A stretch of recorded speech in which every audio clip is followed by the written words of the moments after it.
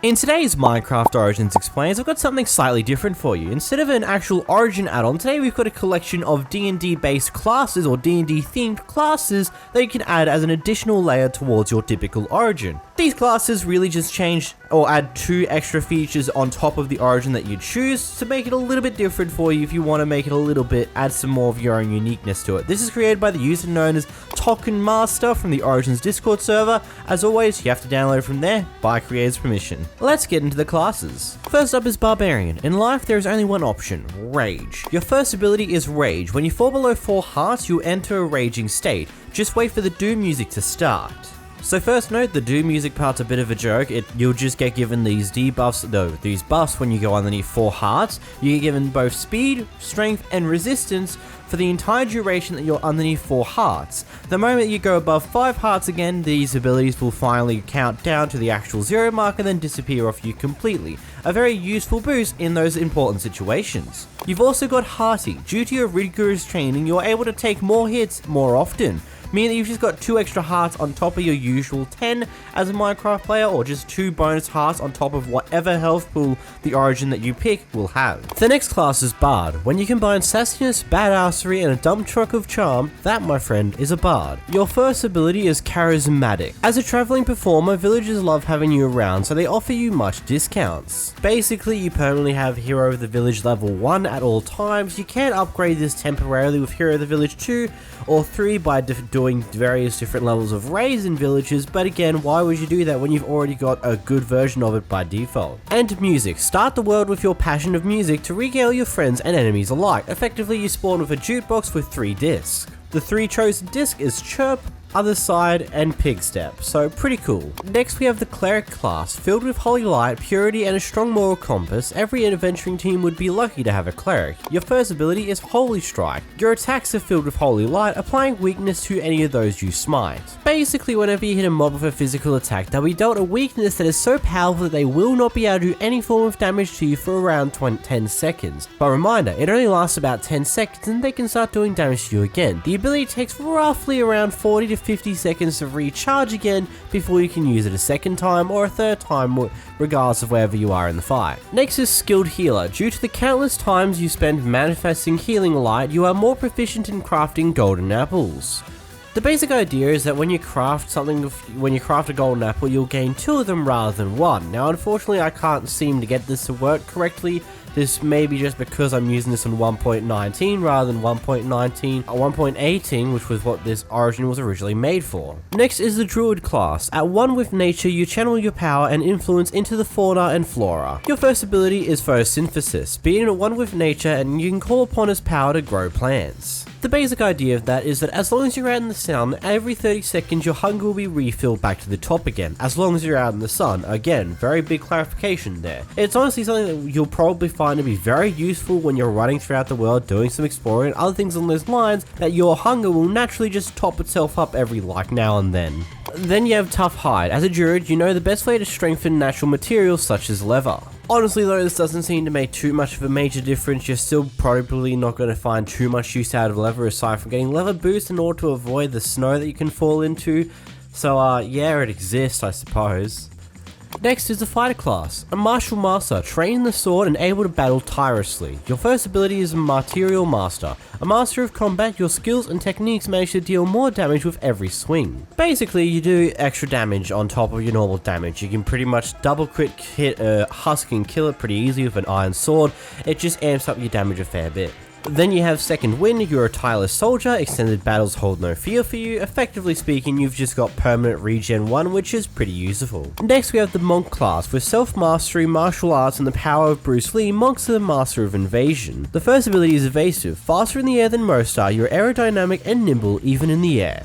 Basically, your movement is faster in the air. This is effectively putting speed 1 on your movement in the air, which, for those of you who don't know, with Minecraft, any form of speed bonus effects, they don't actually affect your air movement normally, which is a pretty interesting thing.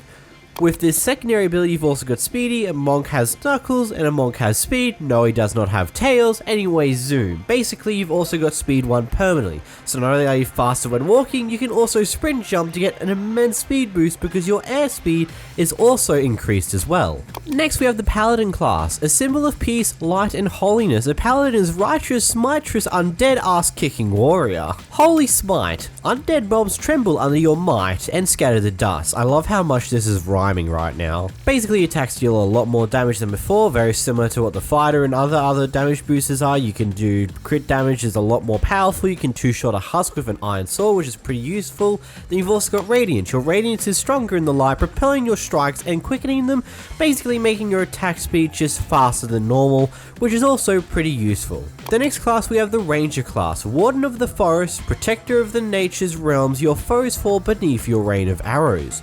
Your first ability, Sharpshooter. You have practice for ages with your bow until you get the most out of every shot. I mean, this ability is pretty simple. You just deal extra damage with a bow, more damage than usual, which is pretty useful in most given situations. Now, your next ability is Whisper of the Forest. A silent as Whisper, you can run through the trees like a ghost. Now, this ability I first was assuming was going to be you can sneak faster than usual, but apparently, according to the actual creator itself, it's meant to summon an infinity curse of vanishing bow for you by pressing your left shift key. Unfortunately, it doesn't exactly do that, at least from my testing. It might be just another thing that is broken in the most recent version. I have no idea, if I'm honest. It's just a weird ability that doesn't really make sense. The next class is the Rogue class, sneaking in the shadows, scaling impossible heights, and robbing valuables. Your first ability is Clutch. You deserve to keep your hard-earned stolen items. Basically, the first slot in your hotbar, whenever you do die, will just remain there. So whether it be your pickaxe that you keep in your first hotbar slot, whether it be your sword,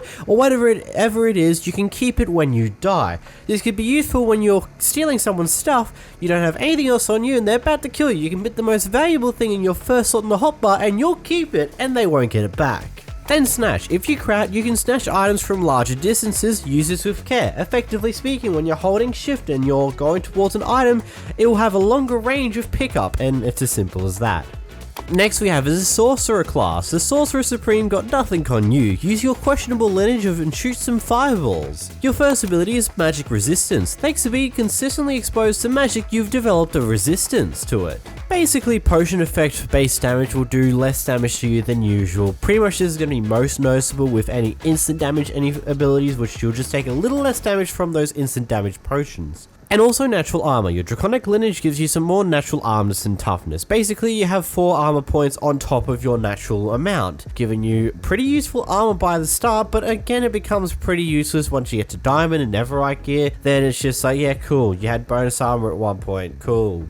Next is the Warlock class, edgelord powered up by a dark entity by borrowing their powers and making it their own. Devil Sight, your Patreon gives you a vision in the dark, letting you pierce those shadows. Basically, you have really good night vision, which is pretty useful, and you've also got immunity. Your Patreon has exposed you to many deadly poisons, giving you not only a resistance, but an immunity. Basically, you're immune to wither, hunger, and poison-based effects. Pretty useful. Then we have the Wizard class, a scholar of magic renowned for unlocking all the secrets of Arcane. First, you have Knowledge. You have unlocked secrets of Arcane, thus increasing the amount of XP you get. Basically, you gain more XP than normal. Pretty useful ability. And then Magic Stick. You're a wizard, Harry. Pick up a stick and do some magic shenanigans. Basically, whenever you hit a mob with a stick, they'll be giving levitation for about 10-ish seconds for a very short period of time, but enough usually if they go high enough that they will probably take enough fall damage to kill them. This ability has about a 30-second cooldown and is pretty interesting to have. So if you did enjoy this origin video, make sure to hit the subscribe button down below, make sure to leave a like as well. So let me know, what are your thoughts about this in the comments? I'm sorry about my voice in this entire video, my nose has been kind of blocked for most of it, and until next time guys, click this video on screen now, and bye bye!